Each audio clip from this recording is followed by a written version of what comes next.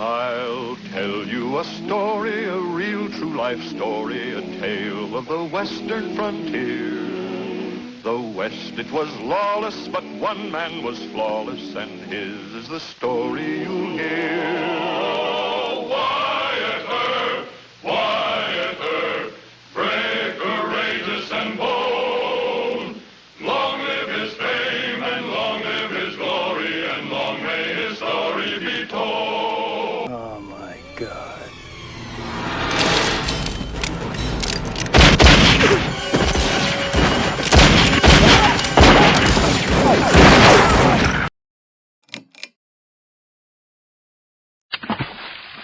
I've been watching westerns with my grandpa. He really likes them.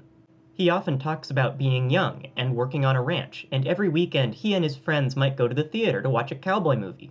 The cowboys in these movies have a much more romantic life than my grandpa. They don't herd cattle or anything, really. They mostly sling guns around and save the day. Are these cowboys historically accurate? Not really. Look at the life and legend of Wyatt Earp here, brave, courageous, and bold, from 1848 to 1929. In his TV show, which long tells his story starting in 1955, Wyatt Earp is a lovable sheriff. He handles Dodge City by initiating gun control. What a hero! The real Wyatt Earp was a pretty cool guy too, if his Wikipedia article is anything to go by. Deputy marshal, boxing referee, mined silver and gold. He was also a very sketchy guy. He gambled for a living and was arrested several times, escaping jail once, for stealing a horse and running a House of Ill Fame, a saloon or brothel. But Wyatt Earp was the only unwounded survivor of the OK Corral shooting. When Hollywood wanted to know what being a cowboy was like, they called Wyatt Earp, and he got to say whatever he wanted. The guy's name was big enough to sell a kids' show 25 years after his death. While outlaws were looting and killing and shooting, he knew that he must take a stand. Oh, Wyatt Earp, Wyatt Earp, long may his story be told. Wyatt Earp's show was made in America for America. But in the 60s, cowboy movies moved to Italy, spaghetti westerns.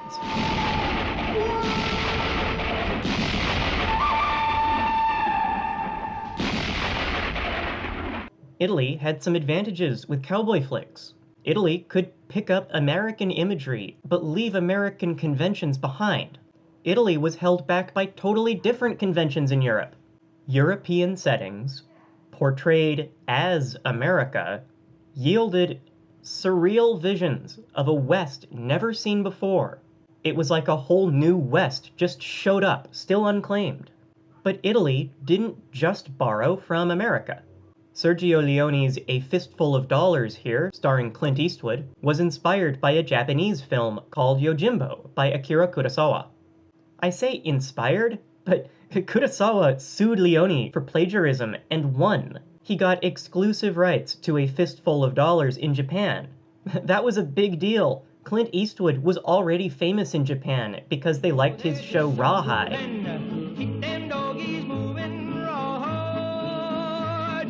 Kurosawa's movie Seven Samurai also inspired The Magnificent Seven, which isn't spaghetti.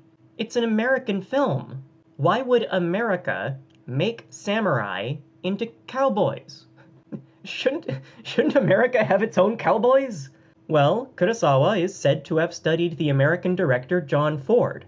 America, Italy, and Japan have long been trading folk hero imagery. Like cowboys herd cattle, samurai are warriors employed by landowners. Yojimbo stars a ronin, a samurai with no landowner. He starts the movie tossing a stick and going wherever it points, where he saves a town. Saving random towns is a common theme for both fictional samurai and fictional cowboys. Thanks, partner.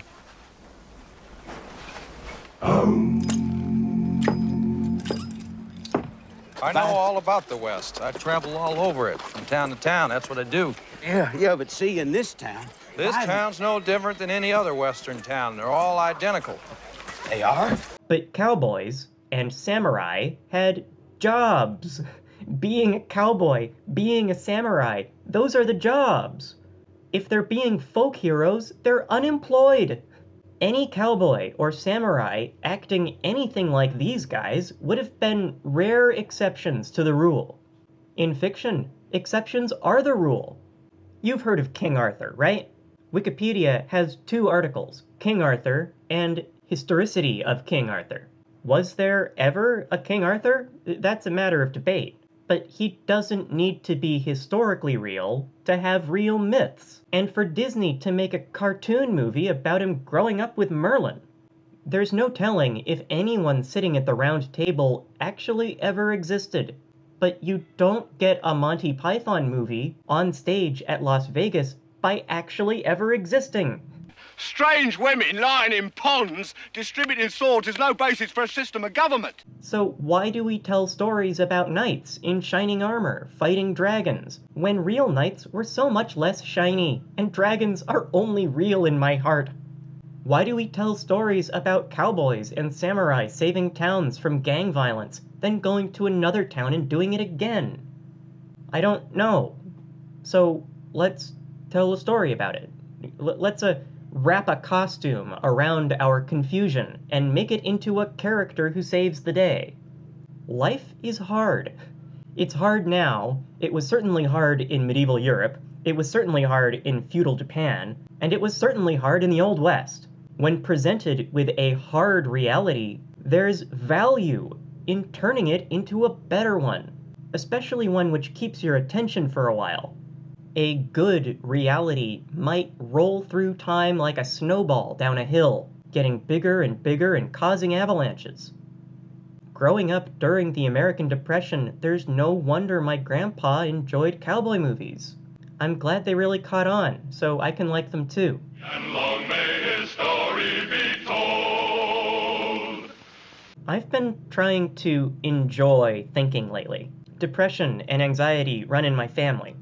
Through the pandemic, I've learned that happiness sorta needs to be made personally, using whatever you can get your tentacles on, and then shared. That's all I want to do here at Thinkster.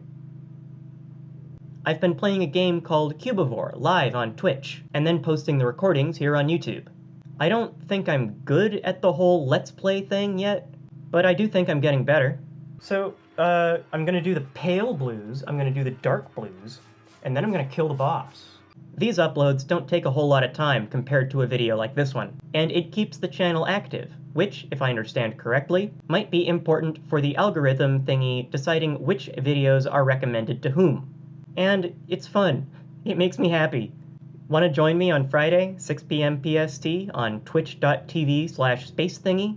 Let's figure out what all this Cubivore stuff is about. Bye-bye.